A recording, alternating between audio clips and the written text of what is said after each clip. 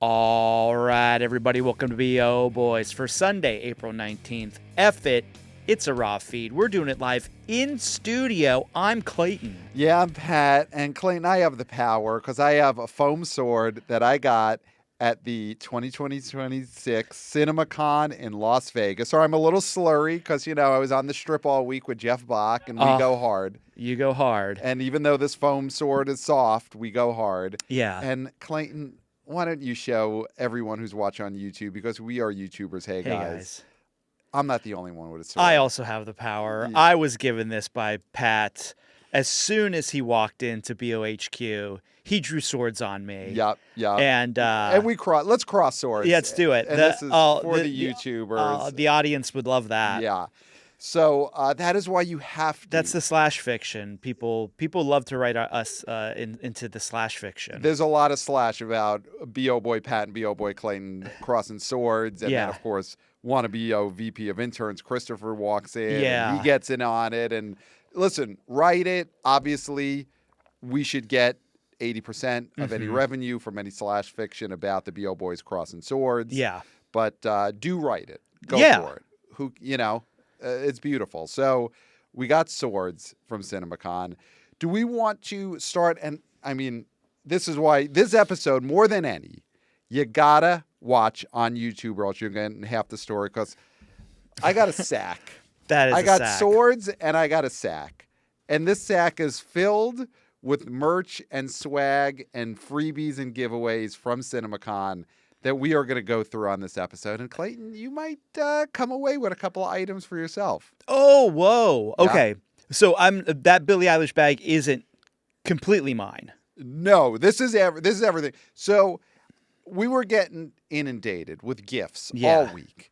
And a lot of it was candy. Basically, you walk the trade show floor at CinemaCon and you could take as much candy, soda, ice cream, as much as you want. And I couldn't transport that. No.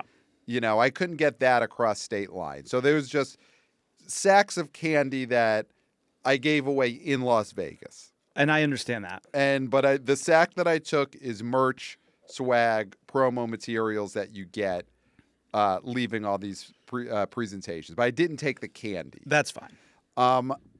I will say, you of course heard the episodes all week with myself and Jeff Bach. Spectacular coverage. I will say, here's what I'm going to say. Okay. And now this is in all earnesty here. Yes, on a human level. On a human level, yes. Nobody did as up to the moment and as all-encompassing audio plus textual. Yes, very textual. And metatextual. Coverage of CinemaCon. Yes. You and Jeff Bach on the mic, Mendelsohn, very end. Mendelsohn at the very end before an hour and a half. So he, in one session, ended up being a huge percentage of our coverage of CinemaCon. You on the Substack. I felt like I was there. Yes. I felt like I was there. And I think all of the Wanna BO boys, Wanna BO girls, Wanna BO people felt like they were there. Yes. And few of them were. I mean, got recognized, got very nice. Like I said, theater owner from Los Angeles came over, big fan. He was very nervous. And He should be. He should be. He was right to be nervous. Yes, he was appropriately nervous, and that is how anyone should be if they approach the BO boys, is be nervous. But he, very nice, came over, were invited to his theater anytime. And I said this with Jeff, maybe down the road, maybe that's where we put on a show in LA, is at this theater. Yeah. Show movie. Yes, screening, and a little BO boys breakdown of the box office. Yeah. So, yes, it was great out there. You're right, the best coverage of all of CinemaCon. And I got to mix it up with a lot of the fellow newsmen and women out there. Yeah. And still head and shoulders above everyone. You gotta, if you haven't already, go to the BO Boys Substack, subscribe. I was doing live watch-along commentary. I was tap typing with the laptop on my lap as I was watching. The loudest keyboard you could find. Yes. I asked for that. There's a keyboard volume if you dig deep into your settings on your Mac. and I took the brightness all the way up. You jailbroke. You jailbroke your laptop Yes. so that you could make it as loud and as bright as possible. Yes. And I was sitting next to, at one point, an actor who has a podcast, and I took the brightness up and the keyboard up, and I'm sure he appreciated that. Oh, of course. Yeah, he doesn't ever get loud about anything. No. So he wouldn't get loud about that. Yes. So incredible coverage on the Substack. I was doing live watch-alongs. Of course, Jeff and I did 4 episodes of the BO Boys last week, and Jeff was got to go to the Exhibitor Relations Co. Twitter account, Twitter X. Jeff was live tweeting the whole time. As I was writing my articles, he was writing his tweets. So if you were following our Substack, Jeff's Twitter, and on our podcast feed, you knew everything that was happening. Every single thing. You went to all the panels. There's a few actors that have podcasts that skipped a few panels, came in late, left early. That's their prerogative. Yeah. Wasn't my prerogative. But it was not your prerogative. Yes. I was there to cover everything and to grab everything I can. So we're going to go through all of the merch. And we're going to go through this weekend. But Clayton, let's stay on CinemaCon for a little bit. Okay. What do you want to know more of? You know, as someone who's observing this all week from the East Coast, and you were reading along, you were listening along, what are some of the things that stuck out to you? Some of these movies, some of these studio presentations that you know, what's your reaction to some of these things I covered? What are you most excited about? Well, I don't want to go negative first. But go positive first, and then we'll go hardcore. Oh no, that was a preamble to going negative first. Great. Okay. Even better. Yeah.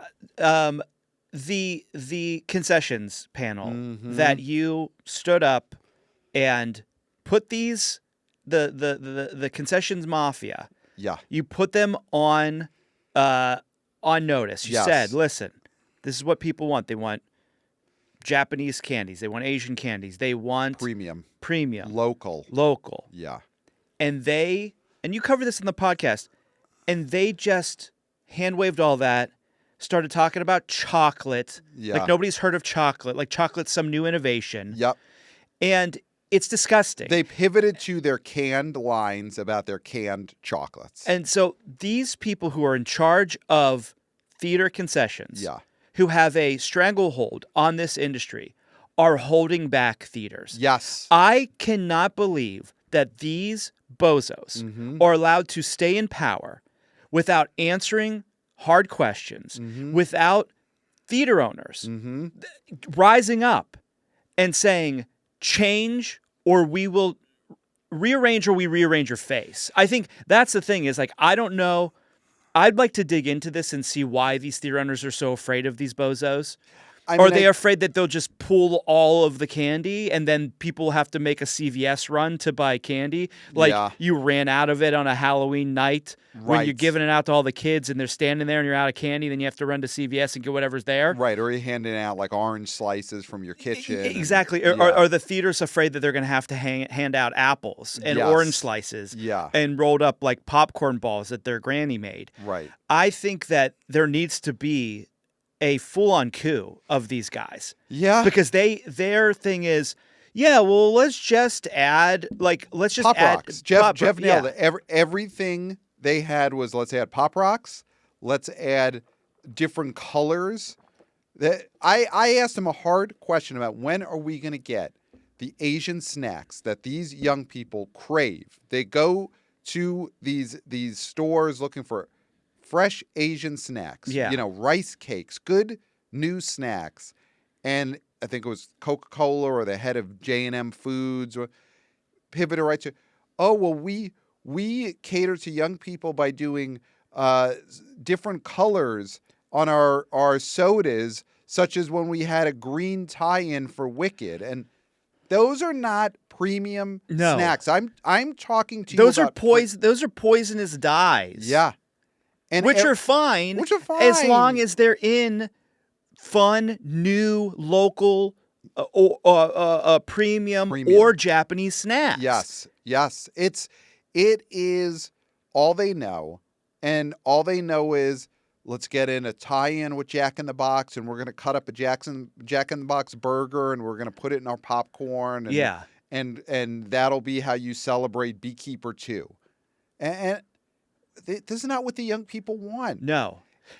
The problem is, I was Okay. talking about this with Jeff, these major mafia corporations, these Coca-Colas, J&M Foods, Mars, the ones that are just litter the concessions with their same products, they're paying to be in there. Yes. So that is why you're never going to see innovation at the big chains, at the AMCs, the Regals, the Cinemarks. Those are bought and paid for spaces selling the same old things that people are sick of.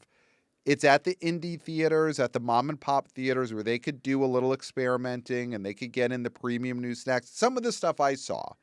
And these vendors were shunted in the corner. And, you walk in and you're walking through the Coca-Cola arch. Mm-hmm. And I got to say, you walk in and for that moment you are charmed. And you get it. It's just big, it's colorful. But then you go deeper into the trade show and you have these incredible new innovations. Clayton, I saw and tried a company that sells soft serve in a squeeze container. Soft serve ice cream. This is the kind of thing. This is the kind of thing. Yeah. Yeah.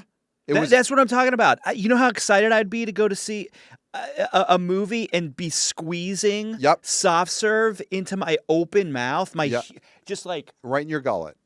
And don't gift that. Don't gift it. No. Don't gift this. You doing that, and that's don't why gift it. You have to watch on YouTube because you're missing Clayton. Could you do it again? That they won't gift it, but we need to see you eat your soft serve one more time on YouTube.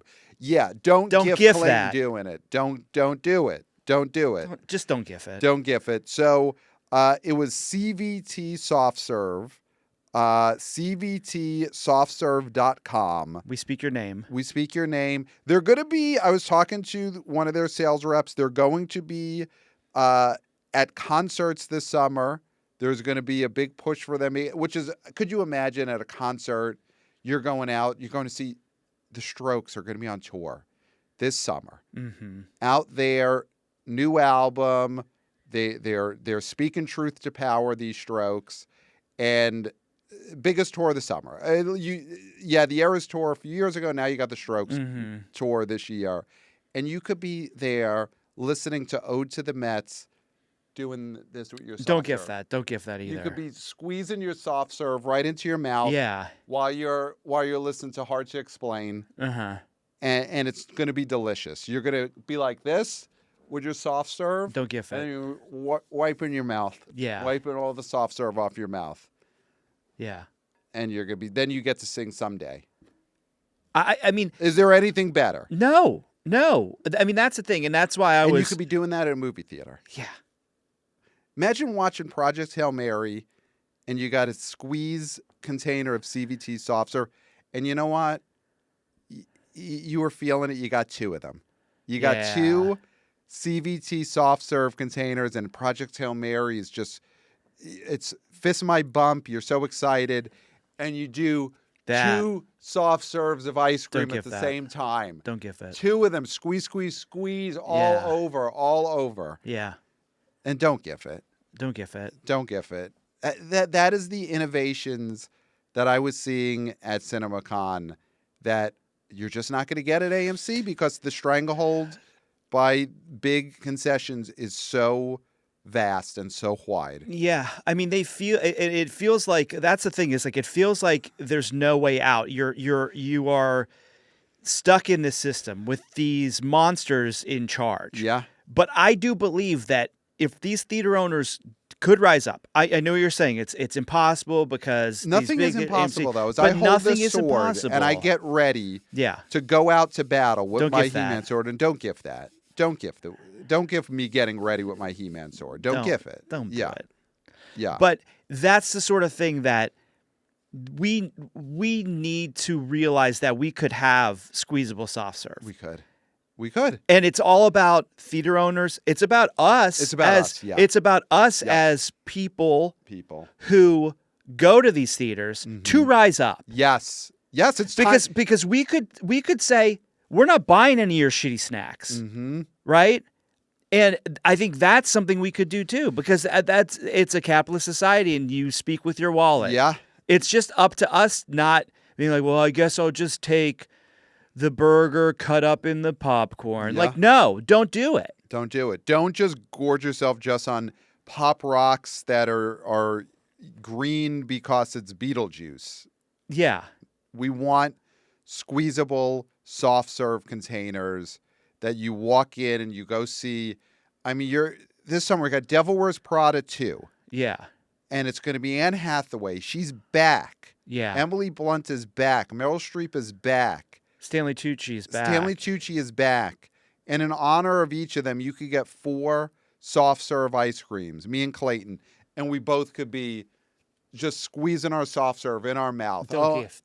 Don't gif any of this. Don't gif it. But it's so delicious. Yeah. And then you just wipe all I the won't. ice cream I'll off leave your it. face. You leave it. I'll leave it on there. Okay. Yeah. And I lick some of it off, And that could be what movie theaters are. But we got to fight back. And I'm starting. I went there. That was the first thing I did at CinemaCon I went to this big concessions panel and I stood up and I didn't even have my sword yet. So I wasn't able to get my sword ready. I went up there swordless and I looked them in the eye and I said, when are we getting these Asian snacks? When are we getting premium local snacks that young people crave? And I said it and they know. They know what's coming. The storms are coming. We have to beat this drum. I mean, we have the platform. Yes. And if you don't use your platform, then what are you even doing? Yeah. I mean, here's the thing. We have the power. Yeah. We have the power. So the other thing then is, we were talking at BO, by the water cooler, BOHQ. Was there a urinal cake booth, or are you just goofing on me? Because I am a big fan of urinal cakes, urinal technology. I've talked about this on the show. Yeah. To have interactive urinal cakes for specific movies. Yep. Like Dune 3. Timothée Chalamet playing the villain. He's a guy who is going to be the villain, the evil person that Zendaya, America's sweetheart, which we know because she dragged that piece of dookie, the drama, to almost $40 million. Yeah. Right? In less than 3 weekends, it's at about 39 point something. It's incredible. Yeah. She's a star. So you don't think that there's going to be people who would be excited to go into a urinal when Dune 3 gets released and you're able to piss on Timothée Chalamet's character's face, right? Yeah, here's and the it thing. smells like Dracar Noir, because I think he probably wears that because that's something that you feel like he would try to bring back. Well, it's like, now I wear Dracar because that's just a thing. And if those urinal cakes existed, I think more stars would have signature scents. Yes. For that reason, for that when their movie comes out, the weekend it comes out, urinal cakes with their face on it, and it exudes their signature scent. Which is great because you could have sponsored deals with the fragrance companies. Yeah. And so that's what Timmy is. He's promoting that scent. That scent's in the urinal cake. You piss on his face. You smell the scent. And it should be available in the lobby. Yeah. The scent that came out of the urinal cake that is tied to that star should be available along with all of the merch from that movie in the lobby. Yeah. So there were not urinal cake companies at the trade show floor. It's disappointing. It's disappointing. As far as the trade show floor, some good news snacks, saw like little apple pies that they're trying to sell into theaters, which theaters need good baked goods. I tasted some delicious cookies and baked goods that vendors are selling. It's just, of course, again, just like small chains or one theaters. Yeah. Why are these baked goods not at AMC's, at Regal's? Get me some delicious, local, premium baked goods. Yeah. And I know they're thinking, well, we have to buy everything by the truckful. Everything's got to be able to be freeze dried. Invest a little premium. Get me some of these little apple pies, these delicious chocolate cookies. Of course, the soft serve ice cream. Get me a bunch of those. Squeeze. That's what should be in there. Because I tasted some incredible products and then you're going to go there and everything's going to be, here's pop rocks that are purple because purple is the color of, Scary Movie 2000. Yeah. 26, whatever. Yeah. It's on one hand, it's great to see all the innovation that's out there. On the other hand, it's disappointing when we go to AMC for the opening of Michael and there's no squeeze serve. Yeah, it's almost cruel. I mean, it's almost cruel because it's like serve. teasing you. Yes. Because you're like, oh, look at all that's possible. Yes. And look what is the reality. Yes. It's so stark. It's such a stark difference. Yeah. It is possible, though. Anything about the movies or the studios that you heard us cover that you particularly want to dig into? Anything stands out to you as like... I mean, I'm excited about Angel Studios slate. Mm-hmm. I think that, they've got some goofy stuff, but they're going for it. Yes. And I love that. They're if you would have told me when Angel Studios started with all their scams that they'd still be around. Yep. I would say... that's impossible. Yeah, they'd be in jail by now. Yeah. And now they have they're at CinemaCon and they're doing their thing, whatever their thing is. Yeah. They're bound to have another big hit someday. Yeah, Sound of Freedom, they haven't replicated that yet. Yeah. We talked about this last week, with me and Jeff. Animal Farm, that is an interesting one that's early made. It's talking animals. I know it's Orwell and it's a commentary, satire on Stalinism, but it's talking animals and it's Seth Rogen. Yeah, well, but that's Seth Rogen at the theater. If we're talking Seth Rogen on Apple TV Plus, then yeah. But he had Rogen... TMNT a few years ago. I mean, I think this is a big deal. I am very curious to see if Animal Farm... I'm not going to do Zootopia too. Yeah, of course. But it won't even do Hoppers. Well, that is the thing. Can it do Goat? Almost 100 million? Yeah, can Animal Farm do Goat? No, Animal Farm's not going to do Goat. I know we're thinking Animal Farm, the Orwell, dark dystopian satire, but that we were all forced to read. We were all forced to read it, and we were all sort of like, wait, but I thought communism, is that good or is it bad? What we were confused when we were kids. But I don't think any of that matters because I saw the Angel Studios version of it, and it is basically animal society, bad animals screw them over, the good animals got to win it back. Mm-hmm. And they're goofy, and Seth Rogen is probably takes a mushroom at some point. Yeah. He eats. Trip. Yeah, he's looking for truffles. Slop. Yeah. And he eats a psychedelic mushroom. Yes. And then him and Ike Barinholtz, who I'm sure is a voice in this movie. I'm sure. Yeah. Or Dave Franco. Yes. Is like, oh my God, I'm freaking out. Yeah. So I think my brother's a pervert. I think he's finally addressing it in Animal Farm. I think that goat numbers could be on the table for that, which anywhere near that's gigantic for Angel Studios. Yeah, but Young they've Washington. Are you excited about Young Washington? Who isn't? Yeah. I mean, of course, Young Washington. Yeah. I always have been anytime I look at a dollar bill, I'm like, but what about when he was young? Yes, and hot. Yeah. I hope that they give us the origin of the wooden teeth in this Young Washington. Maybe he sees another man who has wooden teeth and he's looking at him. He's like, that's a good look. And then that guy dies and Young Washington pulls the wooden teeth out of this guy's carcass. And that's how, then we're like, oh, that's how he got them. Yeah. That's how he got the wooden teeth. Anything. We were talking about Dune 3. At the water cooler. This is my main takeaway. Yeah. Everybody's underestimating. I'm sorry. Fuck it. It's a raw feed. We're doing it live. Everybody is underestimating Dune 3. And everybody is still overestimating Doomsday. Let's talk Doomsday. Because Dune 3 is going to be a giant hit. You got Chalamet. You got Zendaya. Yep. You've got Momoa. You've got Denis Villeneuve, people are gonna say, okay, this is his time. I think Oscars far off, but Yeah. there is definitely the chance that Dune 3 gets the Return of the King treatment, and it's the crowning of Denis and its Best Picture and all that kind of stuff. I think if this movie is as good as it looked, and we saw the first 10 or so minutes of this movie and it looked incredible, I think that being a sort of like march to Best Picture is on the table.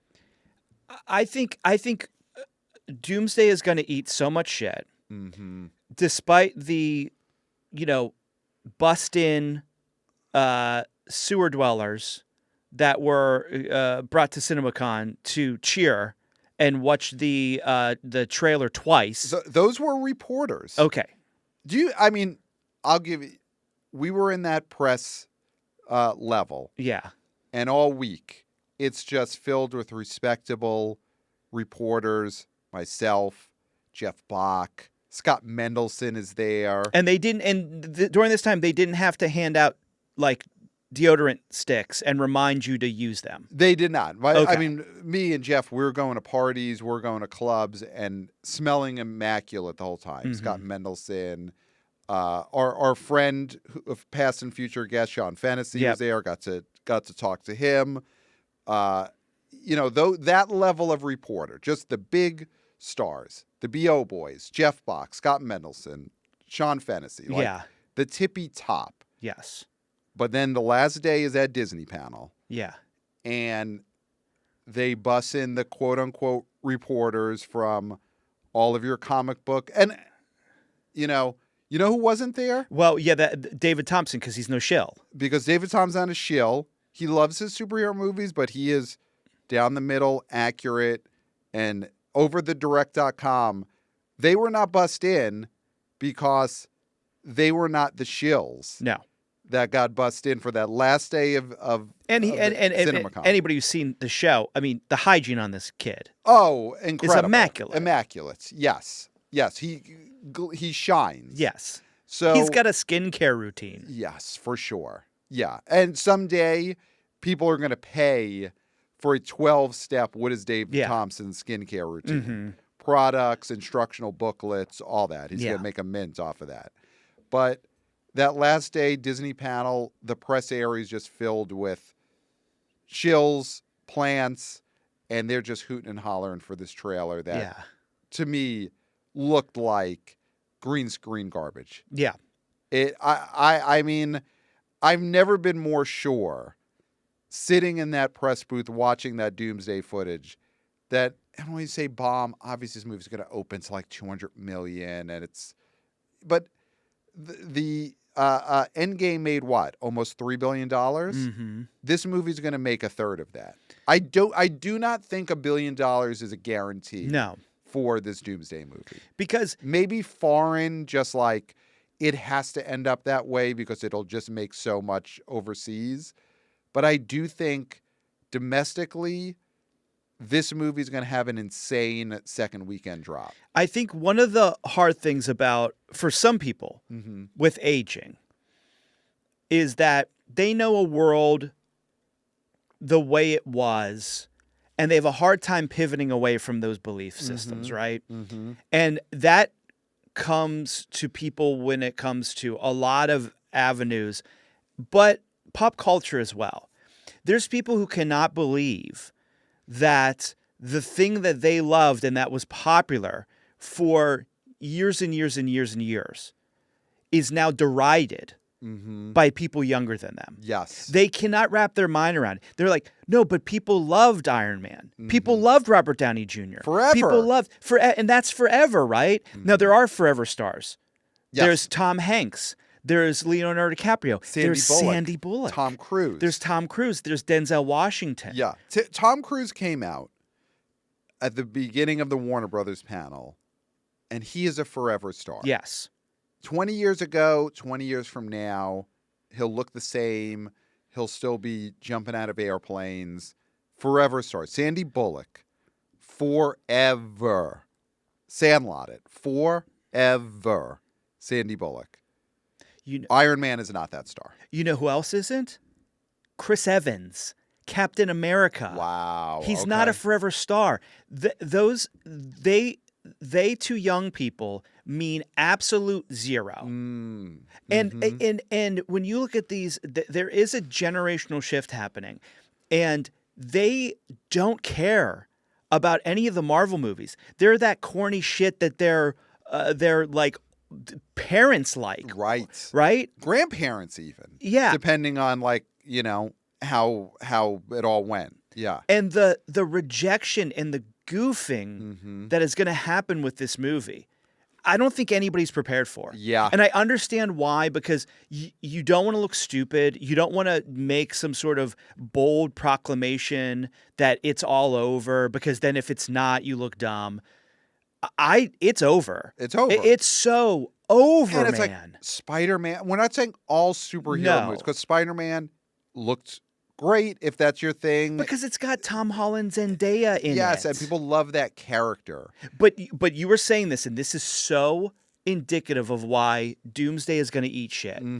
What clip did they show from the Spider-Man movie? So at the Sony panel, the clip for the Spider-Man movie was an extended, just talking at a party scene with Tom Holland and Zendaya. And then, they show the trailer, and you see Spider-Man scaling buildings and using his webs. But the scene they showed, like a 10-minute scene, was just Zendaya and Tom Holland just shooting the shit at a party and being stars. Because that movie will succeed at a higher level because they just want to see Zendaya and Tom Holland be stars. Now, in that clip, did Alana Haim come out of the bathroom and be like, hey, Peter Parker, what's the worst thing you've ever done? I mean, if that would have happened, it would have blew the roof off that building at the Dolby Coliseum in Caesar's Palace. If Alana Haim had come out and told her story about locking someone in a she should be playing Black Cat, but that's just what I think. She should be playing Black Cat in the Spider-Man movies. It's a shame for her that she's becoming such a big cinematic star at a moment when Marvel's on such a decline, because she would make a perfect Marvel villain. Yeah. I mean, maybe one of the Batman movies, if they ever do another Matt Reeves Batman movie, DC, she could play Poison Ivy, something like that. But yeah, coming off of the drama, she's ready to be that level of villain. But that's the thing. The Spider-Man movie was, here's big stars, characters you love that you care about talking.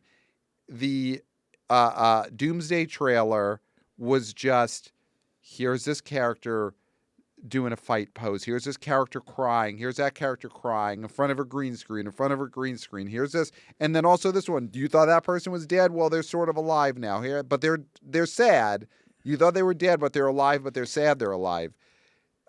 It looked just so sad and pathetic. And again, the bust-in fanboy reporters from like pegmedeadpool.net, a very respectable review site. They do good work over at pegmedeadpool.net. Yeah. Actually, their sports coverage is really good. I've heard that. Yeah. They're doing some really cool draft stuff. Yes.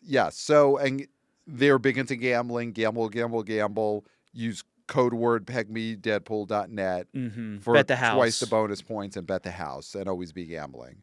But the Doomsday, everything they did and showed looked so desperate, and the fanboys were, please show it again, and they showed it again.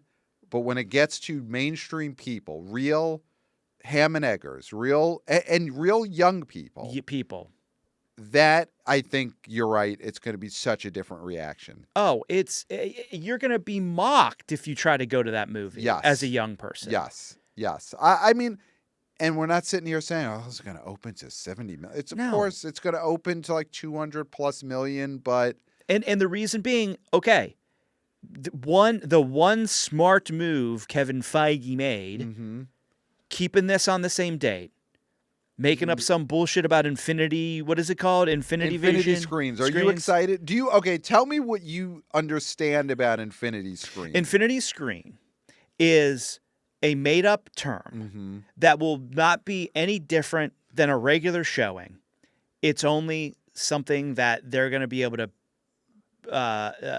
have you pay a couple more bucks for, and your brain is going to pretend that something's different, and it's not. Yeah, it's basically because Doomsday cannot be shown in IMAX because Dune 3 has IMAX. Whatever the screens it does get shown on, whatever PLF, Disney is just calling those infinity screens. But those are the screens it was always going to play on. Yeah, so what's the adjustment in, 6-7 months that all these theaters are going to have to do to play infinity I don't even think they're movies? planning any. I think it is just a marketing term that they It can is. show on the poster and say, in infinity vision. Yeah. But it will be Nothing. There's no planned improvements on Yeah. these screens. It is just, we're calling anything we're showing this in infinity vision. How stupid. I mean, some of their fans are stupid, but how stupid is the general public? I don't think all their fans are stupid. Yeah. I think there's some percentage of their fans that are stupid, and good for them. Yeah. Must be nice. Some percentage of their fans that are not stupid but are going to not care and sort of just pretend they're excited about infinity screens. And I do think there is some percentage of the fanboys who will have their intelligence insulted. Yeah. And infinity vision might be the last straw for them. Yeah. Where they were like, I was on the fence about RDJ as Doomsday, but now they're telling me infinity vision. Would they think I'm an idiot like this guy? And then they point to their brother who is an idiot. Mm. And I think that could be a breaking point. This infinity vision can cause a rift in the space-time continuum of the Marvel fanboys. Yeah. We'll see. And using infinity is also, it's just so lame because it's, again, remember when you liked us? Yeah. Remember when we were relevant? Yeah. And I think the thing is with that, I made fun of Infinity Vision or whatever it's called, but it is going to be, people are going to see Dune 3 and then try to stomach Doomsday, and that's going to be the thing. Yeah. It's going to be Doomsday, but it's going to be like, we're all seeing Dune 3 first because we want to get tickets. I mean, we talked about how the tickets are going for the 70 millimeter. Thousands of dollars. And you're not going to have that for Infinity Vision. I am going to be, well, you know what? Listeners out there and people watch on YouTube. Go onto Silk Road, go onto the deep, dark recesses of the internet where this kind of stuff is tracked, the scalped tickets and the resold tickets. Let us know what the resale value is of these Infinity Vision tickets when they go on sale. Let us know, are there Infinity Vision tickets that are going for $1,000? We'll see. Because there's Dune 3 IMAX tickets that are going for that much. I mean, here's the thing. If it's on Silk Road, that might be like a fake, like, I'm buying Infinity Vision tickets. Yeah, and that's like a plutonium or something. Something else. Yeah. And so this is what's going to happen. Yeah. Is you're going to have a bunch of tweets. Dune 3, amazing. Oscars, blah, blah, blah, blah. And then got through half an hour of Doomsday. Yeah, and that's going to be left when Professor X was crying that he's still alive. That he got killed again. In the footage they showed, we're looking at Professor X and Magneto just crying that they are still alive. Yeah, because they have both have osteoporosis. Their bones are pain. Yeah. And they're being dragged to this green screen warehouse to be directed by the Pizza Bros. Imagine Ian McKellen, Patrick Stewart, legends of stage and screen, and they got to be told by the guys who directed, of course, the classic, most cinematic thing ever filmed, paintball episode of Community. Yeah. Which won the Peabody, the Pulitzer, the Mark Twain. Yeah. Peace Prize, a Grammy, an Emmy, everything. It has a that episode has a EGOT. Yes, that episode has an EGOT. So they did direct that. But you're Ian McKellen. You got to listen to the Pizza Bros. Could you move a little to the left in front of our warehouse green screen and then cry that you're alive? And Ian McKellen's like, yeah, I got the motivation for that, bub. They both may be enfeebled, and that's why they're doing this, or they have relatives that are in charge of them. Yeah. And are saying, yeah, no, you're showing up to this warehouse. Yeah. And they're like, or you don't get your slop. Yeah. Tonight to eat. I'm gonna, Withhold your slop, Ian withhold your McKellen. slop, Ian McKellen. How many of but if they aren't enfeebled, there's fool me once, there's fool me twice, there's fool me 3, 4, 5. I mean, listen, Patrick Stewart, it's fucking 6 times you're coming back from the dead with this shit. Yeah. That's on you. That's on you. Unless you're enfeebled and your great grandson is like withholding the slop and chaining you in a basement or something. Right. That is honestly the only excuse for most of these Avengers who are coming back for Doomsday. Yeah. Is that they are is Mark Ruffalo enfeebled?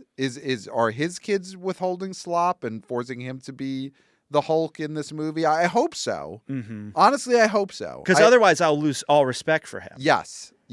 So that's Doomsday. Yeah. Anything else from there that really stuck out to you that you want to hear more about? Or I guess as we get to these movies over the next few months. Yeah, I think it gives a competitive advantage. Yes. That you've seen all of this information yes. about some of these upcoming releases. I mean, and I've said this, and I will call this that Anne Hathaway movie at the end of the summer with the dinosaurs by the It Follows guy is going to eat shit. Yeah. It's not the kind of movie that makes any money. It's being buried. It's going to be terrible.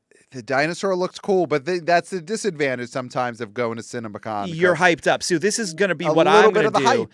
I'm gonna burst your balloon a few times. A little bit. So that is where it was like 2 years ago where Jeff went to CinemaCon. And Flash. And the Flash, they were piping in. Tom Cruise was saying it's one of the greatest movies he's ever seen. So, like, how is Jeff Bach not going to fall for that? That's right. They were pumping in hype through the vents, but that was a couple of years ago, and I was able to sniff out the hype. I mean, on the Disney now it's day, hard because you're all up on Animal Farm's jock saying it's going to make the hype? goat.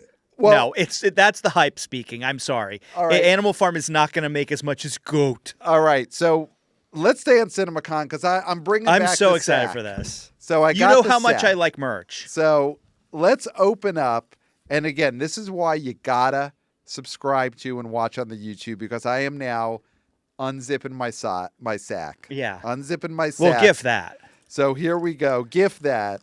All right, first one, and I've already got this set aside for someone.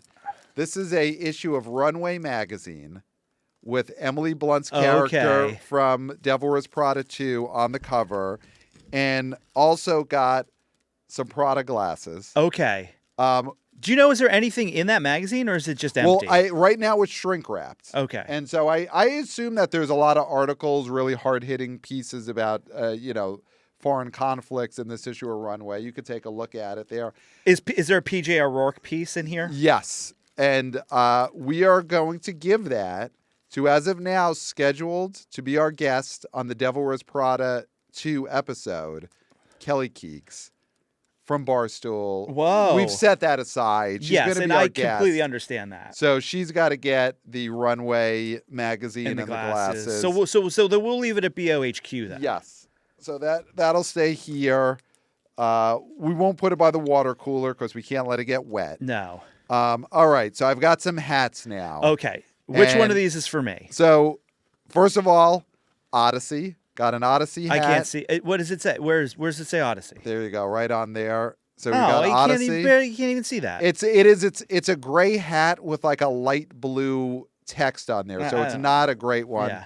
I got 2 Rotten Tomato hats for us. Okay. So one of us is okay. We each get one. What color do you want? A blue or do you want a white? We each get a Rotten Tomato hat. I feel like you would wear the white. I'll wear the white. You take the blue. I got a lot of blue hats, so we got that. All right, so Clayton, here's a big one. So it's fuzzy. You can feel it. Yeah. Okay. It's a fuzzy tomato. Look how happy he is. And now this, I think, is the critics' tomato. This is not the audience score. Yeah, okay. Because that would then there would be sort of a stench to that. Yeah, absolutely. If the tomato was from the audience score.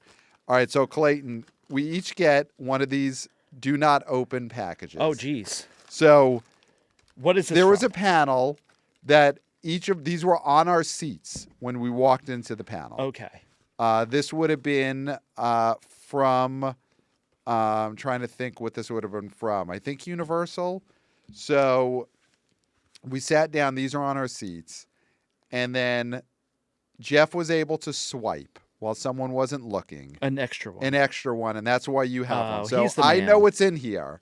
But we're going to open it. You know what's in here. Yeah, because I did open it. Because then at a certain point in the panel, they tell us to open it. Okay, So cool. we're going to open this on air, Clayton. Okay, sorry. And you're going to get to see what's in this. And again, this is why you have to subscribe to watch. We are YouTubers. Hey, guys. Do critics all have small heads? This Is it too tiny for your, It your was. big I head? mean, Let me see if I could get it on without even adjusting it that much.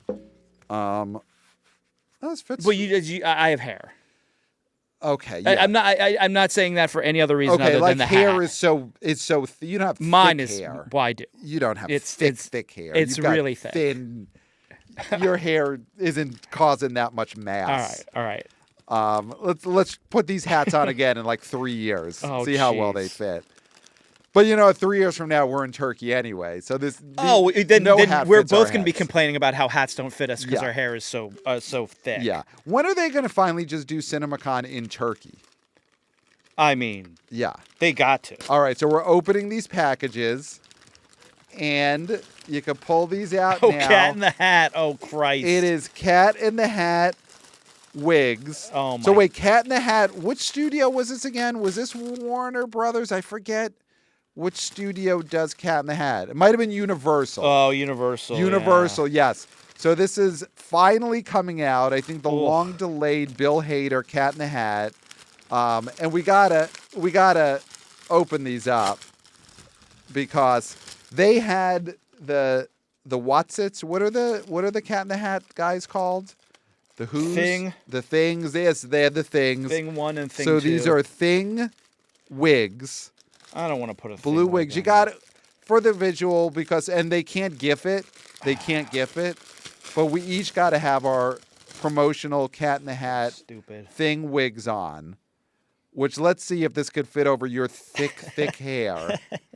That's so thick no hat could fit on this guy's head. It is. It's. I'm having a hard time. So would you say your actual hair, you think it's as thick as this Thing Yes. 1 and 2 blue hair is? Yes. Like I had such a hard. All right, let's see you now. So you can get the hat on easier over the Thing. Yeah, hair than my hair. than over that. Okay, so we got that. This movie looks terrible. Yes. It looks embarrassing, but it does look like it'll be better. I do think this is how we should do all the shows from now on. Yes, with Thing wigs and then a Rotten Tomato hat on top Yeah. of it. Yeah, this is the look. This is now the signature look. This is what when you see when we're walking down the street, this is how you know a B.O. boy. So, can you imagine when we go see this Cat in the Hat movie? Yeah. And we're in our Cat in the Hat Thing wigs with our Rotten Tomato hats on top of it. Uh-huh. Imagine we get at the concessions 2 of the squeeze bottle soft serve ice creams. Okay. And Bill Hader, he's doing his voice and it's hilarious and everyone's going crazy. And then we just get our soft serve ice creams. And we're like squeeze. I'm like missing. that. I'm like missing You're getting my some mouth. on your chin and we're wiping our chins and squeeze. Don't GIF it. Don't GIF it. But how great of an experience would that be? Great. I'm actually going to wear this to Michael on Thursday. So, and then we got a Warner Brothers shirt, and it says The Big Picture CinemaCon Warner Brothers. That was just the name of Warner Brothers presentation, but it's not.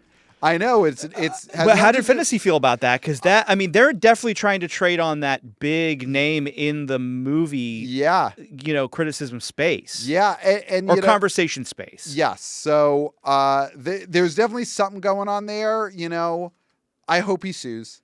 He should sue. Yeah. And he should not just sue Warner Brothers. Sue everybody. Yeah. Yeah. Sue everybody. Yeah. Would sue me. Sue you. Yes. Me? Sue me? Sue everybody. Sue everybody. Okay.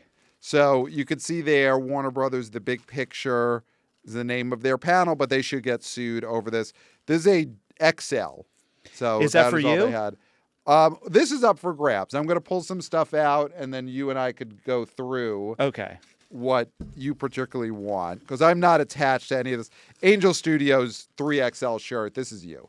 Okay. This I specifically got in for this. you. Yeah, that's a sleepy shirt. Yeah.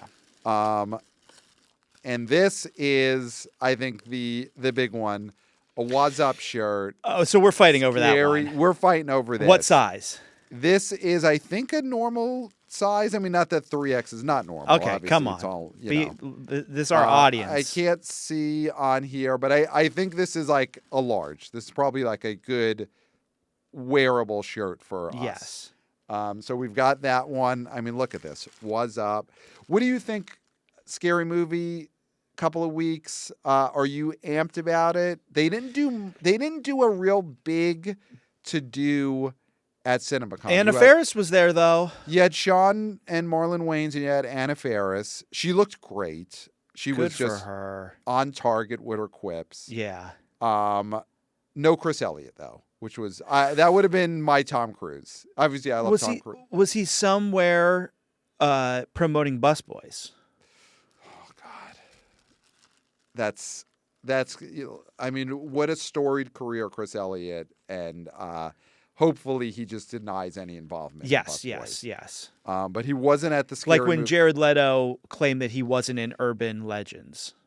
Well, now everyone's claiming Jared Leto's not in Masters of the Universe. Yes. What do you think of that? They did not mention Jared Leto's name. That's big. On-screen promotional items, nothing about him on stage. So it is deafening silence now that Jared Leto is not going to be part of the promotion for this movie. Good for them. Good for MGM. Yeah. They're learning. They know. I wish they had learned before they paid his quote and That's had true. him in the movie. I mean, yeah, it doesn't affect him at all because, you know, he got paid. Yeah. But they could, depending on the contract, they could recast him if there's a sequel, which there won't be a sequel because the movie's going to bomb. It's going to bomb. Well, it's going to bomb. Come on. We got the sword. It doesn't matter. Sword. It could be big, though. It could be big. It won't be big. Koozie. Got a koozie. So I this love is a koozie. An advanced movie koozie. It's coming in October 2026. The Flood, directed by Zach Kreger. A koozie. Zach Kreger. This is his original film. So they showed Resident Evil, which was a what studio was Resident Evil? That might have been Sony. I think they're Sony, right? Yeah, that was the Sony panel they showed. Kind of a small koozie. It's a small koozie. It's maybe for... It looks like it's just for beer bottles and maybe not cans. Yeah, or like those like mini seltzers. I think it's a koozie specifically for mini seltzers. Okay. Which, if there was a flood, you'd have to conserve liquids. Yeah, so you can only have tiny seltzers. Yeah. Yeah, if the flood ever comes, we'll probably just stick to those mini polars and that's it. Yeah. So Resident Evil looks really good. That's what I've heard. It's getting good buzz. They're saying it is what? The thrill ride, and it's 90 minutes. Yeah, well, they're saying it's like the Mad Max Fury Road. Yes. Which is a movie I hate. Yeah. I think sucks, but did fine at the box office, and I hope this is great. I think I'm a bigger fan of Zach Kreger than I am of who's that old fart? The old fart who directed Babe 2. Yeah. Yeah. Yeah.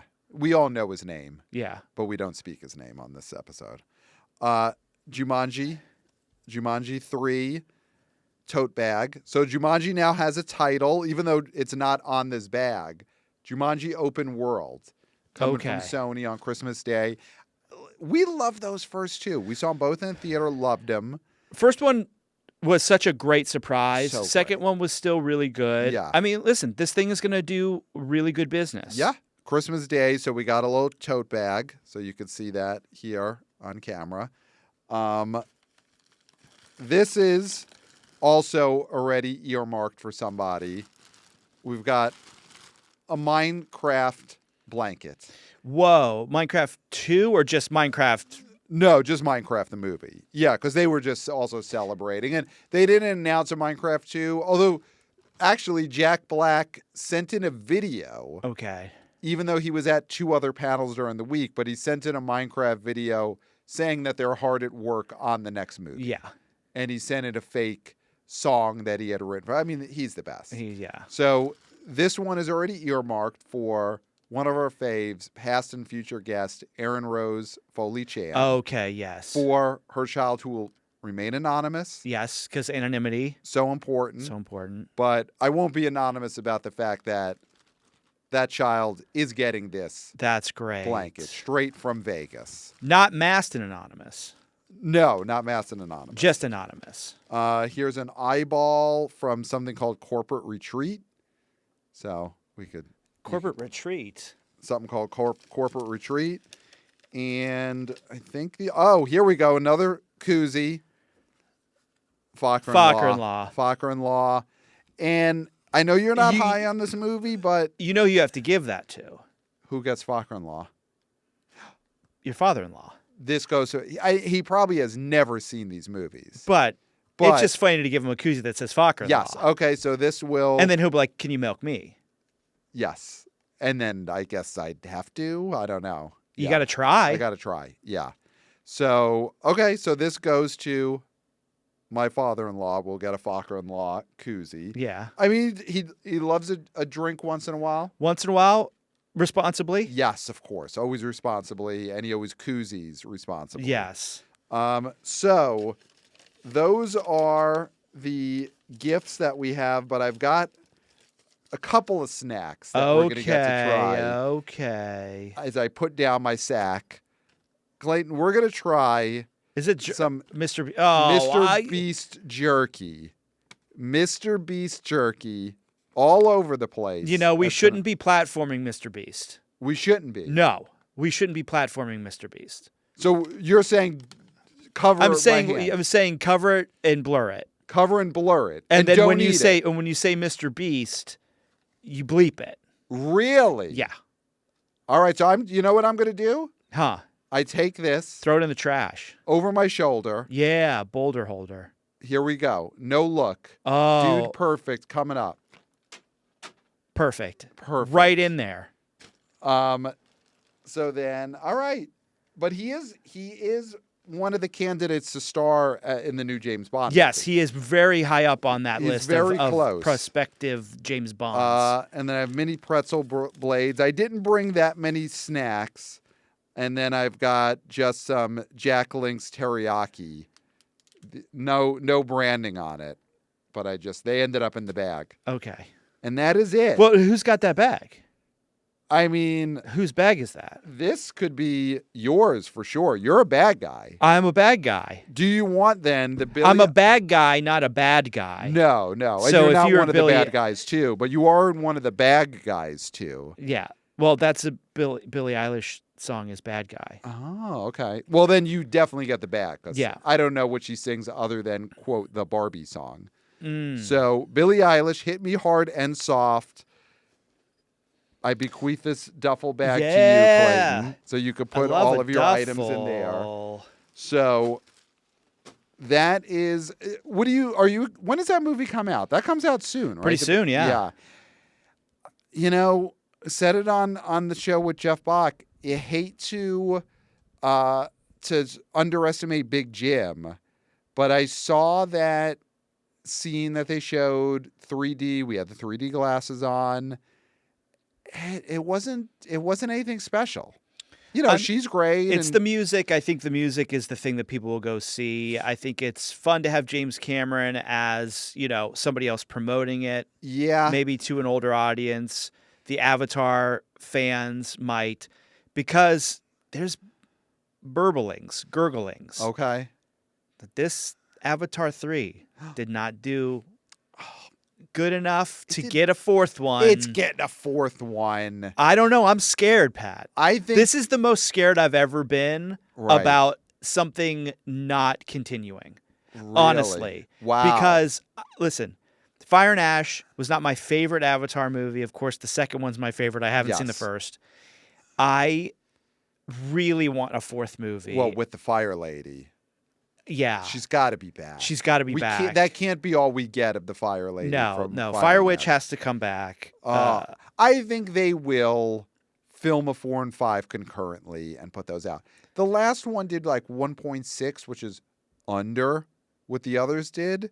But if you keep these are guaranteed billion-dollar movies. They also this one also treaded some water in a way that the other two didn't. Yeah. I mean, the second one they actually were treading water in it. Mm-hmm. The first one I have not seen, so I don't know how involved water was in it. Not at all. Not really. at all. That's what I heard. And so it was mostly dirt. Yeah. So I really just need a fourth. Yeah, I think we're getting a fourth. I think we're. I don't think James Cameron's doing concert docs for the rest of his life. Like, he's going to be around a long time. I saw him on stage.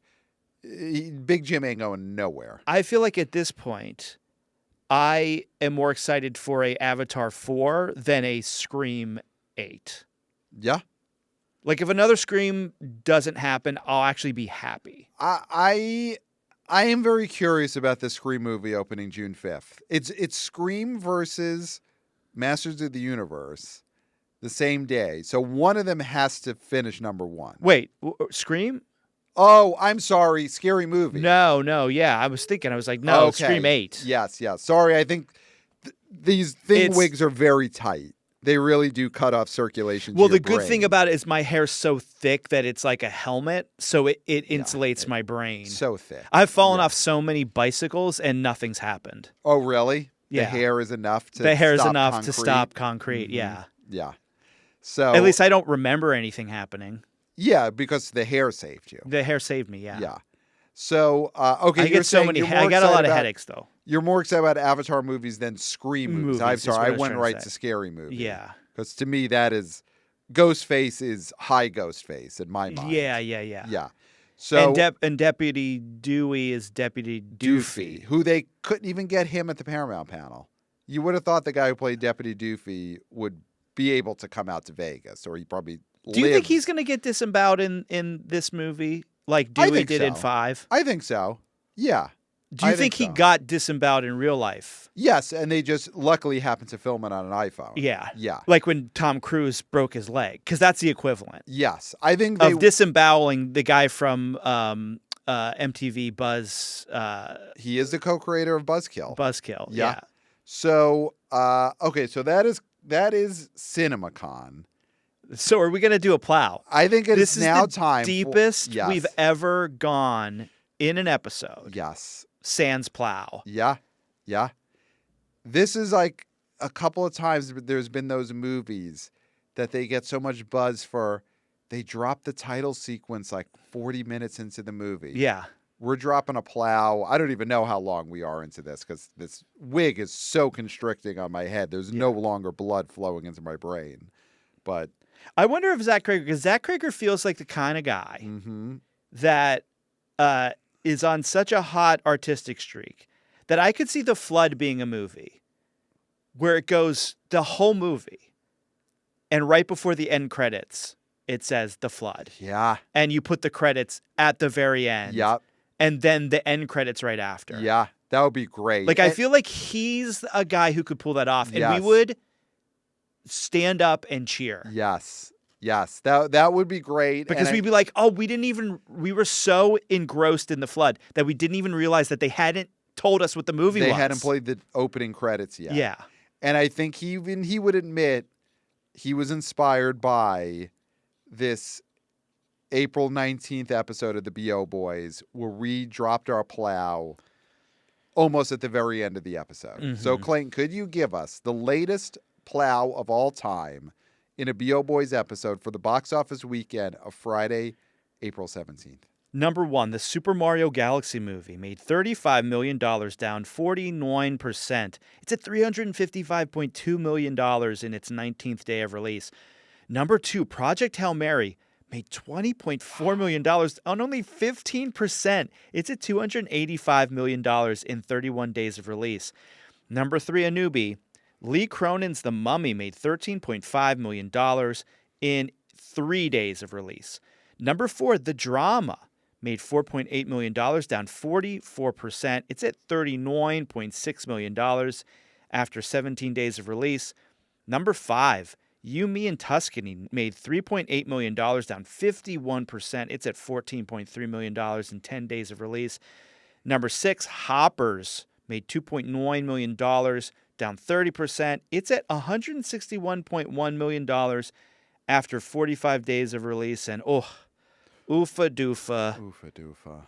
Unlucky number 11, Normal, made $2.6 million in its third day of release. Over 3 days, I guess. Oh, my goodness. This is... All right, let's start with Normal, actually. So this is Bob Odenkirk playing a sheriff who goes to a town called Normal, and things ain't normal. Yeah. I've kept my mouth shut about this movie for 1 year. I saw this movie a year ago. You kept the name of this movie out of your mouth. Out of my mouth. As Will Smith wanted Chris Rock to do concerning his wife. Mm-hmm. Kept Normal out of my motherfucking mouth.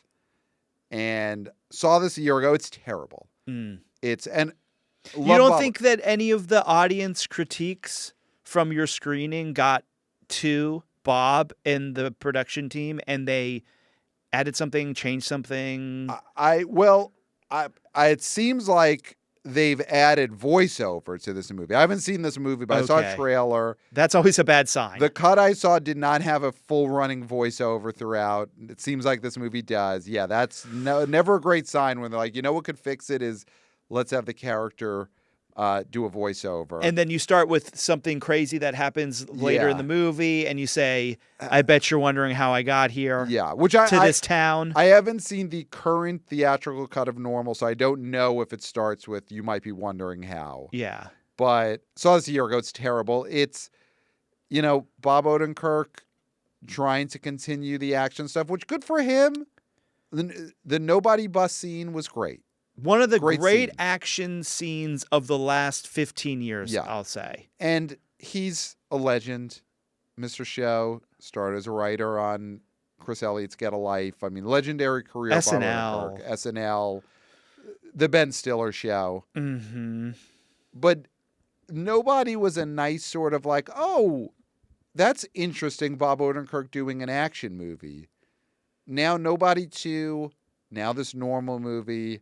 You know what I would love is to see Bob Odenkirk, one of the funniest people who's ever lived, to do a comedy movie where he is funny. Yeah, and I know Normal had some stuff where it's like little comedy stuff mixed in with the. Can't we just get Bob Odenkirk doing a comedy as a movie now that he's a star? Mm-hmm. Why do I need to see him try and beat Sylvester Stallone? Yeah, I mean, it's fun to have him do those things occasionally. The fact that he's made that full-on pivot. I mean, it is like wasting one of your greatest talents on it.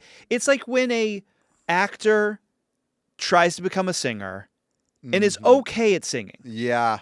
And you want to watch them because they're watchable. So you're like, okay. Right. But then they keep releasing albums and they stop doing movies. You're like, just do a movie. That's what we want to see. That's always what you said about Jared Leto in 30 Seconds to Mars. Yes, it was like, do more movies. Do more movies. Yes. Yeah.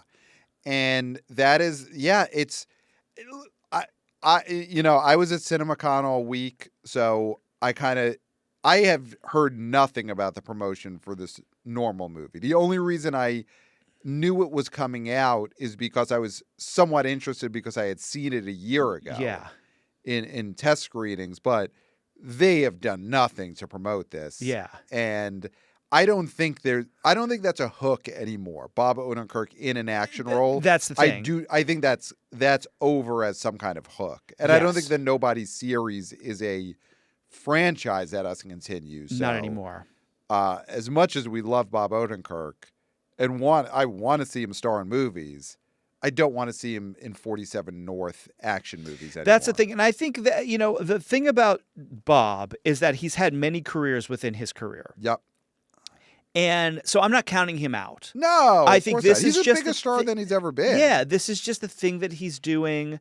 Maybe with the fact that Normal didn't do well, I don't think it's getting good reviews. It's going to just nobody's going to remember this movie. No, 2.6 million opening weekend. It's going to sub Playmobil numbers after this. Yeah, and so he'll reinvent. He'll go back. He'll find a way to make a comedy that he's in, that he has control over. That's going to be funny as hell. Whatever.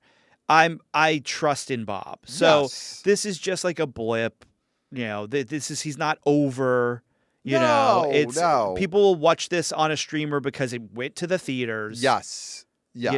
As much as they realize it went to the theaters, which is, I saw him on the Rich Eisen show. Okay. He was interviewed by Rich Eisen. Okay. And, he was saying, hey, we made this movie ourselves. We are doing all the promotion. So it's not getting a huge push. Okay. From other than him. And so that's why people just aren't going to know that this is even a thing. Yeah. Henry Winkler is in this. Yes. Yeah, I saw that. I saw this last June of 2025 is when I saw this movie. Now, is Henry Winkler the villain in this movie?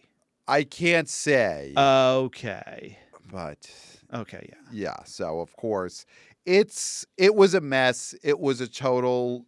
The cut I saw of it was a true mess. Okay. I'm somewhat curious to see the theatrical version because I feel like there's things that had to have changed about it. Yeah. But obviously none of it seems to have helped. And yeah, Bob Odenkirk. Let's come on, comedy. Do the long fabled Mr. Show sketch movie. Is it time for Hooray for America, the movie, finally? Could they do it? Who knows? All right. So then, as far as the holdovers, we talked a little bit about the drama. $39 million after its third weekend. Mm-hmm. This is just all Zendaya. The fact that this movie, it made 4.8, so it's got an outside shot of getting to 50 domestic when all's said and done. Yeah. Or it's going to be in the mid to high 40s, maybe 50. That is more impressive than being in an IP that makes twice as much money. Yes. This level of movie where it is just, you want to see Zendaya and Pattinson talk. Mm-hmm. I don't know Pattinson, not necessarily. And Alana Haim. Alana Haim, you want to see talk. Yeah. So this is big for Alana Haim. Haim. Yeah. This is big for Alana Haim. Yeah, this movie is a success. It's a totally success. Lee Cronin's The Mummy, number 3. Well, we skipped over You, Me, and Tuscany. That movie's not breaking out. Yeah, we haven't talked about this since we previewed it. 3.8 million this weekend. It's at 14.3. So you figure it maybe crawls close to 20 domestic. It didn't happen. It didn't happen. That's it for Bridgerton guy. John Reno Page? Yeah. What's his name? Rene Page. Yeah. It's over for him. That's over for him. Okay. It's over, Johnny. Number 3, Lee Cronin's The Mummy. So, do you know who Lee Cronin is and why he gets his name above? No, Lee Cronin is not the member of LFO that had the greatest Howard Stern interview of all time. That is Rich Cronin, who R.I.P. Yeah. This is Lee Cronin. No relation? We'd have to go into the Howard Stern archives to find out. No relation, who did the Evil Dead Rise. Yes, movie. Which was good and actually did really well. Yeah. It was had a great performance by the lead the lead possessed woman, I guess. Yes, who plays the mommy. Yeah, she was great. She was great. CinemaCon, they showed a trailer, an extended scene from Evil Dead Burn, which comes out in July. It was just dated for July 10th, I think. I think it's going up against Moana opening weekend. Okay. Counter programming, I like it. Looks so fun. Yeah. They're doing some good stuff with that. A franchise that you would think would be a one-note franchise. Yeah. They've really done a good job of reconfiguring it, reinventing it. They've never had a truly bad installment of it, because if you look, it's the original Raimi trilogy, which are all great. Yes. Second one of the best movies ever. So it's a great trilogy. Then you had the remake. Was that like a Platinum Dunes remake? Oh, I don't think that was Platinum Dunes. Probably not Platinum Dunes, but it had, and that was Alexandria Daddario, right? No. You're no. No. Who was it? The Sydney Sweeney? No, that the Evil Dead remake was so long ago. It was the girl from. Gosh. Oh, she had that sitcom? Is that who where I'm she thinking? sings. Yes. Okay. So that girl, Janet Levy, is that her name? Something Levy. Chandra Levy? It's not Sandra Levy. Okay. I know that for sure.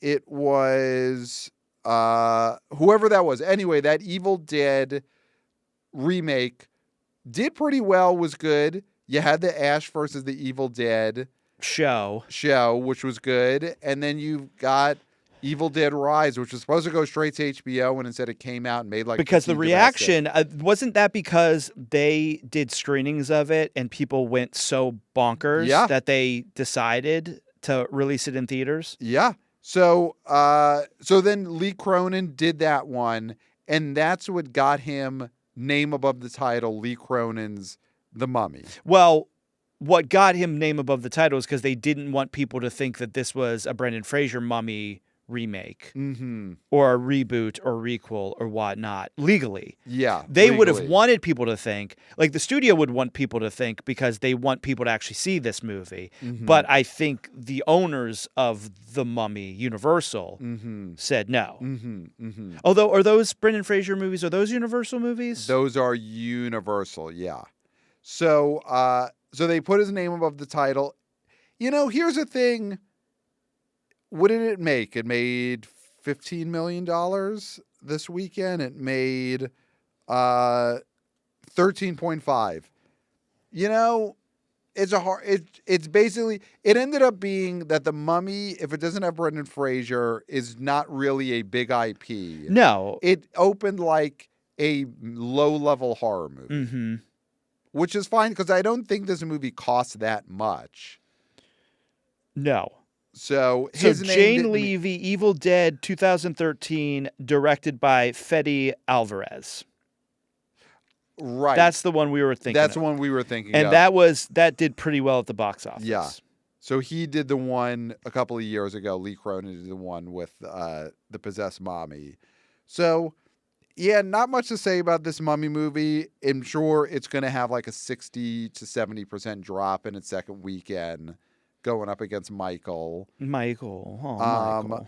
I guess the real story is Project Hail Mary. Yes. Because it made $20 million in its fifth weekend. Yeah. Fifth weekend.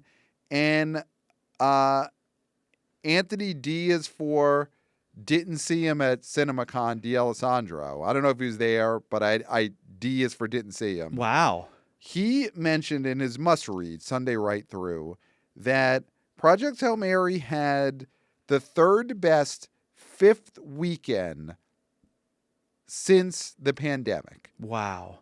Fifth weekend. It was just behind Barbie, and I forget what the other one was. Incredible legs on this Project Hail Mary. It dropped like 20% from last weekend, and its fifth weekend, or maybe under 20%. It is fully a phenomenon. I'm constantly seeing, and I don't know if this is a bit, because I don't click into it, but I'm on Reddit, and there's the New York City theater movie-going Reddit or whatever that talks about theaters in New York City. Yeah. And I constantly see what are the best IMAX seats for Project Hail Mary. Went to see Project Hail Mary in IMAX. But it's constant. And it might be a bit, I don't know if it's a bit where everybody's making fun of somebody who posted something about Project Hail Mary. But from what I'm reading from the little synopsis at the before you click in, which I'm not clicking in. I hope it's don't do bits. People are genuinely asking, what are the best seats? Wow. What are the best times? Wow. Being surprised when there's rows that are sort of empty because they're like, when I bought tickets, it was full. I don't know what's going on. People are constantly still talking about this movie, and especially the IMAX at Lincoln. Wow. And so there is still so much interest in this movie. Wow. I mean, Mario is doing its thing. Mario just feels like a ghost ship in the best sense of the word, where it's people are mindlessly going to see this because it's bright colors and it's Mario and Yoshi's in it and blah, blah, blah, blah. And kids want to see things 5 times. Exactly. And it's Jack Black. But the talk is still about Project Hail Mary. Yes, 100%. Yeah, it is fully it's, to some degree it is, in a different way. It is what Sinners was a year ago, of like a movie that we all knew would be good and we're excited about, but it was bigger than we thought. The legs were incredible. Adults want to talk about it. And again, obviously, different subject matter, different. But in that way, this is a movie that has become part of the center of the culture. Obviously, nowadays, it's hard for anything to be the center of the culture. Yeah. But as much as movies go, this Project Hail Mary, $20 million in its fifth weekend. This is like 6 cents ish. It's having one of those runs that is just people are talking about it. You got to see it, but don't ruin the twist of this movie. You've done a really good job of not ruining the twist. I won't ruin the twist of what fist my bump actually means. That's part of, you got to go see and find out, because it's not what you think. That's why people want to see it in IMAX. Yes. So that and don't gif it. Don't gif that. Don't gif it. Don't gif any of this. No. This is a no gif episode. Yeah. So that is the story of the weekend. Lee Cronin's The Mummy is, made his $13 million. It's a horror everybody movie, knew everybody knew what this movie was. Yeah, it is what we thought it was, and normal stinks. And next weekend we got Michael. So let's, this is a massive episode, but we gotta do your favorite thing, Clayton. Do we have to? Can't we just look more in this bag? We gotta. Is there something fun in this bag? We gotta do. That's the only bag. That's the bag. So we got to do it. We got to dip into the mailbag. I don't want to. The actual mailbag, not the bag you're holding. We got some great ones. Let's start off big. Let's start off with your friend, J.S. wrote I thought us. you said we had some great ones. We got it. Is this the preamble to the great ones? Possibly the greatest one. J.S. writes, subject box office, spelled BOCK''S, box office. Jeff Bach. I wanted to write to give you a shout out to your podcast with Jeff Bach. And he meant to me. You two are on fire. Excellent chemistry, hot takes, great insight, and very enjoyable to listen to. Bach is the best in the biz. Keep it up, JS. I'm going to direct to camera and gif this. Thank you, JS. Thank you for the nice words. You are right. Me and Jeff Bach were on fire all week. Incredible chemistry, incredible episodes. Some will say the best episodes we've ever done. Thank you, JS. Congratulations. You just made the most pointless, unusable GIF of all time, because no one will ever use a GIF of somebody thanking JS. There's no use for that in any way. I guess maybe sarcastically, but people use all sorts of GIFs when they're getting into heated debates on Twitter X. So I think that me reading that answer to JS, that's a usable GIF. Here's what I'll say. I gave you your flowers a la, Ryan Gosling at CinemaCon for this great coverage of CinemaCon. Mm-hmm. I mean, I won't say a bad word about Jeff Bach. Jeff Bach is such a great fill-in co-host. He did such a good job of, stepping in when I refused to be there. Well, couldn't be there for reasons that we don't have to go into. Okay.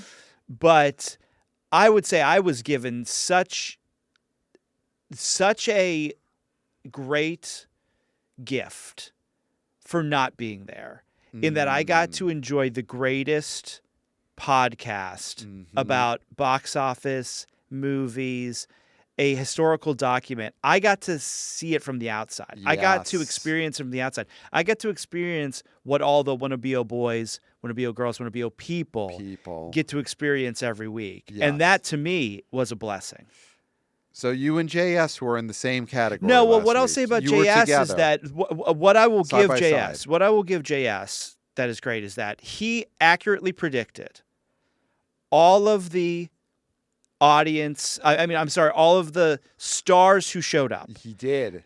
Every single surprise at CinemaCon, he predicted. Yep. This past weekend. Yes.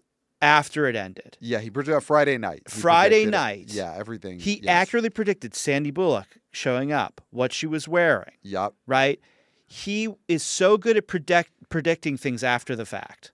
The best in the business. He's the best in the business. And so I'll give him his flowers. That's so great of you. Yeah. I'm glad to see you and JS side by side. And for like, I don't have flowers on me, but in lieu of flowers, just like use this as a placeholder. Okay. And don't gift this. And that is why you have to watch us on YouTube.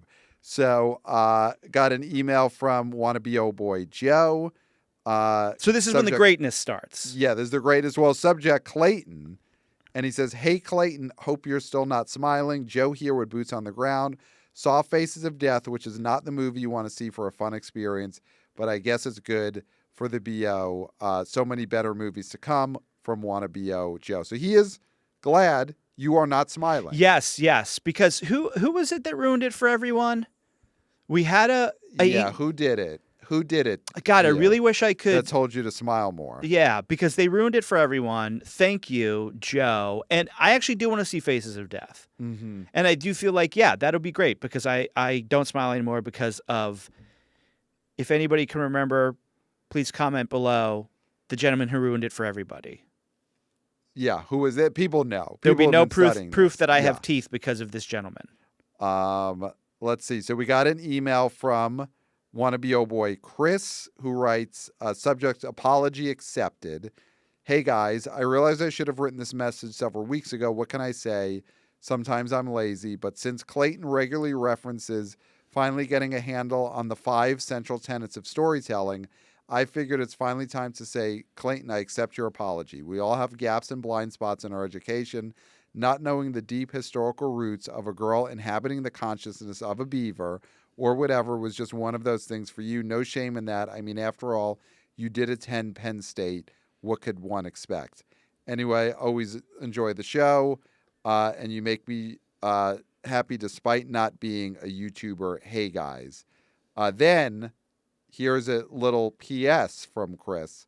He writes, "My son, who writes for the University of Pittsburgh student newspaper, the Pitt News, recently traveled to State College to cover a Pitt versus PSU women's lacrosse match. After visiting, he said, 'You know what Breezewood is like?' 'Yeah, of course,' I said. 'That's basically what all of Penn State looks like,' he said. 'Hey, I'm just telling you what I heard. Don't at me, bro.'"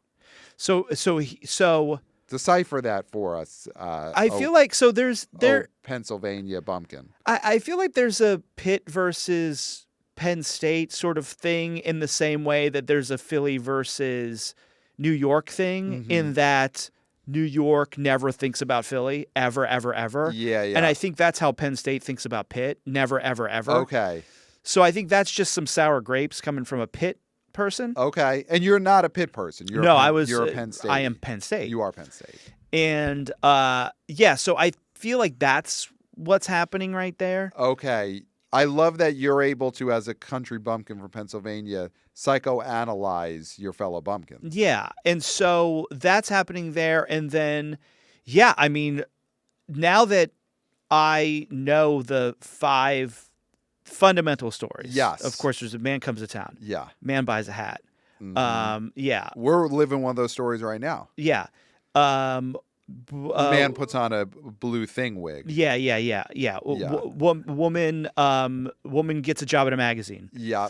And then, of course, young woman takes her consciousness, ports it into a mechanical beaver in order to talk to animals. Yes. So now that I've been, informed of this, because you can't know everything. You can't know everything. Yeah. Yeah. And then the Odyssey is like the Odyssey 1B. is also one of the famous 1B. ones. Yeah, the horse. Yeah. People getting a horse. Yeah. To trick people. Yeah. That's another fundamental story. Yeah. So those things, now that I know, I mean, everything is in a better context. Yes. Anytime I run into a situation, I'm like, oh, that's like man buys a hat. That's like people get into a horse to trick someone. That's like young woman uploads her consciousness to a mechanical beaver, et cetera, et cetera. Yeah. Exactly. So thank you, Chris, because my mind is now expanded. So got an email from the great Sean the Alcoholic. Yeah. Still on the wagon. Subject, hopefully. Hopefully. And if not, it's, It's fine. he'll be Everybody's fine. got their Everyone's got their thing. As long as he's still gambling. Yes, that's for sure. Don't ever give up gambling. Yeah, he's not Sean the ex-gambler. No. Yeah. So, subject, Marvel middle-aged market. Hey, guys, and welcome back, Clayton. Pat, your description of who Marvel fans are these days, who Marvel fans these movies are made for, reminded me of Pixar. These Marvel loyalists are a sadder bunch than the Pixar dads. Doomsday is DEAD dead. Thank you, Pat, for all the great stacks from Vegas. Sean the alcoholic. Yeah, we agree. It's DEA dead. Dead. DEAD dead. DEA dead. Yeah. Dead. Yeah. So yeah, it's the Pixar perverts and the Marvel bustin' nice people. A lot of crossover there. Got an email from someone that I met at CinemaCon. Whoa. So someone, you know what? I'm just gonna plug his Dan Camp. Okay, be careful. He seemed like a very nice person. Seemed like okay. Well, what Dan, is this? I want to say Dan. What is this website? It is. I wish you could run this past me before you do this. It is pegmedeadpool.com. So okay, great. Editor-in-chief. Doing some Dan. good NHL playoff coverage. So Dan, met a fellow reporter that I met out there, met a lot of people, and we were trading information. And he just wanted to say hello. Hey there, BO boys. Had the chance to meet Pat on the line before Disney's presentation. Just realized that I've also been following the ERC's X account for a long time.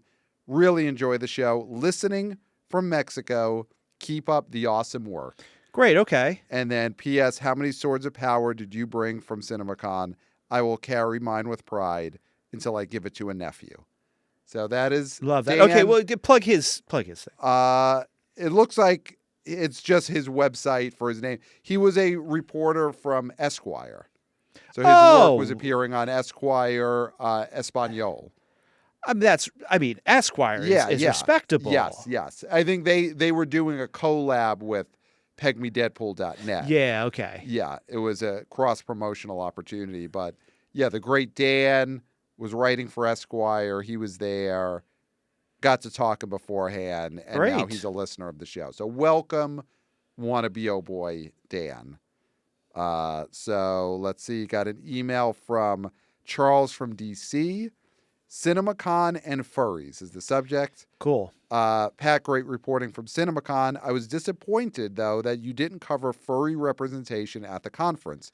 Were they there? Were they recognized and heard? Will they help push the Sheep Detective into billion-dollar baby territory? Will they embrace Whalefall as a backup, or do they only seek out films with fur? Charles from D.C. So all the coverage we had of CinemaCon last week, and again, I wrote 6 articles on the Substack. 6 articles went up last week. 4 podcasts with myself, Jeff, Scott Mendelson. Charles is right. We did not utter the word furries once. No. There was no furries representation. And it's so important, though, representation. So, yes. It's up there with anonymity. And what else is important? What's the most important? Anonymity, representation.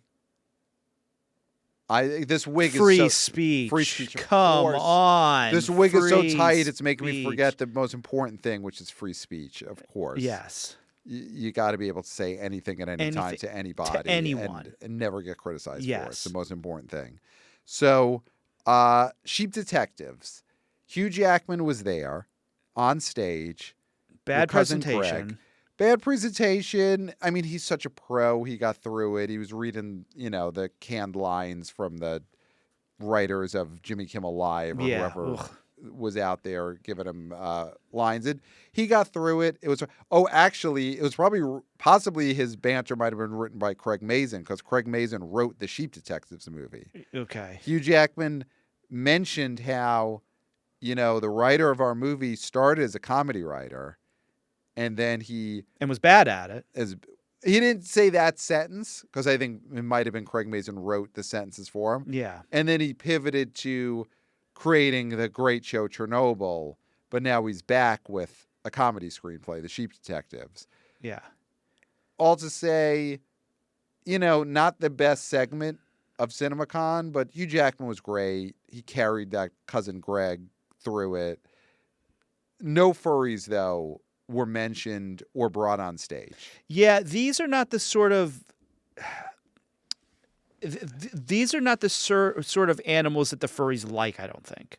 Sheep. I don't think sheep are high on the furry list. Not aggressive enough? No, I just think they like rabbits, they like foxes, they like stuff like that. I don't think they're big into sheep. Sheep is more Pennsylvania territory. That's more of my people's interest is sheep. Okay. And your people are very interested in sheep. A lot of them are. And Yeah. I wouldn't say they're my people in the sense of I'm not one of them, but I was around them. Okay. And so they were very into sheep. You were around people who were very interested in sheep. Yes. Throughout your upbringing. Yes. Okay. And so this is actually a movie that we disagree on. Mm-hmm. I think it's going to eat so much ass. Okay. And you're very high on this, even after seeing Cousin Greg's in it. Yeah, I know Cousin Greg's in it, but it's Hugh Jackman, and it's JLD is the voice of one of the main sheep, so that's got to be worth something. That's the only thing that would have gotten me into sheep as a young person. If they sounded like JLD? If JLD, yeah. If this came out when I was, then I'd maybe be more of a sheep person. I'm not a sheep person at all. Then you're going out with those neighbors who are like, hey, who wants to come see the sheep with us tonight? And I'd be like, get out. Yeah, but yeah. Yeah. So, I mean, that's something. This might be one for you to go back to your old contacts from back in Bumblefuck, Pennsylvania, wherever the hell you're from, people you haven't spoken to in 30 years, and get a read from them. The Sheep Detectives movie, are you guys into it? In the way that how you're many into calls sheep. you can receive from prison, Right. Because there might be a lot of people calling about this sheep movie to these people. Well, if you could get them all on the same speakerphone, yeah, that would be like ideal. Basically, you set up a little, not test screening, but a little informational gathering. Yes. Over the speakerphone at the local jail in your old town. Or you would put it on speakerphone while they're making license plates or whatever. Yes. What's the saddest thing is that all these guys I grew up with, they're still in the same prison next to where they grew up. Yeah. Which I think is just like the saddest thing. Yeah. If I ended up in Rikers, that's very much at least like a step up. But if I ended up in Rikers, it would have been then that's really sad. I'm from here, yeah. That's really sad that you're in Rikers. So, but I think if you could get some info, he also mentioned Whale Fall, which is, I don't know how well that's going to do with the furry community. It was the trailer of something I had never heard of before. It was was that a Paramount? No, it was Disney. So it was Disney 20th Century. Oh. Looked great. It's the Austin Abrams, the guy who played the funny drug addict in Weapons. Yeah. He's going to be the lead of Resident Evil. He's like a scuba diver who ends up inside a whale? Inside of a whale. That's cool. They showed a extended sequence. It looked awesome and got a big reaction from the crowd. And it's one of those movies that no one had ever heard of before. So it was just purely the footage and the setup. Is it a comedy?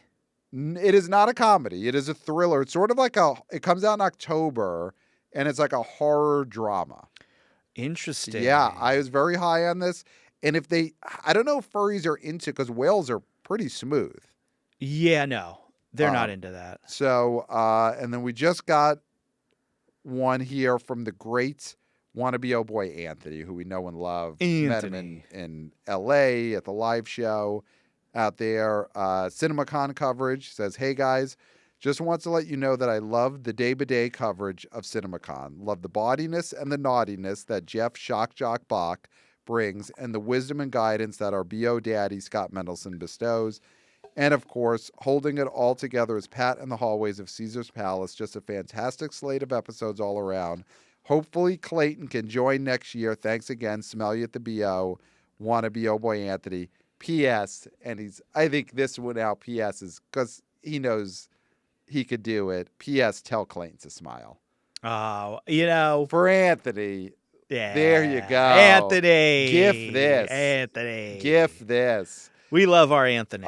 Next year, I mean, let's wrap it up here. Oh, I must go. Are you willing to direct to camera promise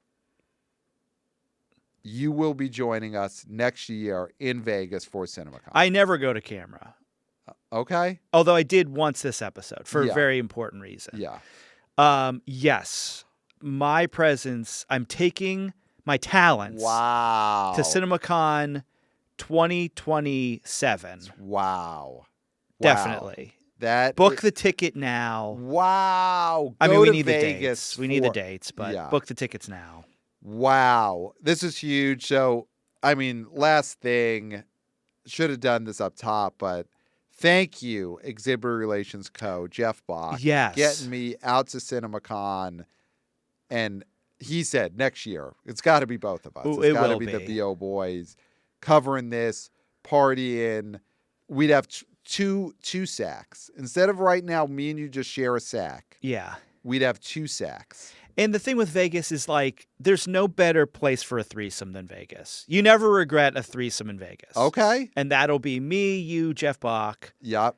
and then me, you, Scott Mendelson. Yeah. So it's a foursome. So that's the sequel to. Well, there's 2 separate threesomes, I feel like. I mean, if they want to do a foursome, that's up to them. I'm not gonna sit here and agree for Scott Mendelson To a box office. to a box foursome. office foursome. I think he'd be in, and I think there's your sequel to the great threesome or past and future guest Chad Hartigan.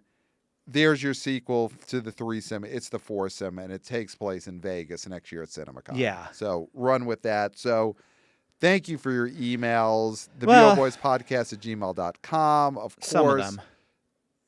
Anthony and Sean the Alcoholic, and of course the great JS and No. others. Email us, theboboyspodcast@gmail.com. Follow us on social media at theboboyspod, Instagram, TikTok. And I mean, we'll cover this in the next few weeks. Wannabe VP of Interns, Christopher. It looks like the killing may end. Yes, 'Cause Killing he's- Spree is over. He's got a job. We won't say where because anonymity. It is so important. But in the entertainment biz, it's happening. So But now the rights to the spree, yes, because it's the end of the actual murder spree. yes, Now the fallout is going to happen. yeah, But right now, someone can start writing and pitching the segment, which everybody's going to be the most interested in, which is the killings. yes, Because they've Christopher's ended. Year in medical school. Yeah.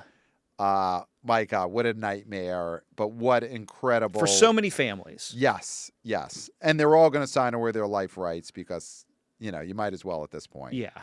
So follow us on social media at the BO Boys Pod. Subscribe to the Substack. The content that is up there right now is vast and wide. It's incredible. So you got to subscribe. There are more articles to come in the next few weeks. Subscribe to the YouTube channel. We are YouTubers. Hey guys, don't gif any of this. Nope. And Clayton of 5 stars on Apple Podcasts, and that is all I got. My sack is empty. My Pat, sack is empty. You have said it all. Yeah. You have shared it all. Yeah.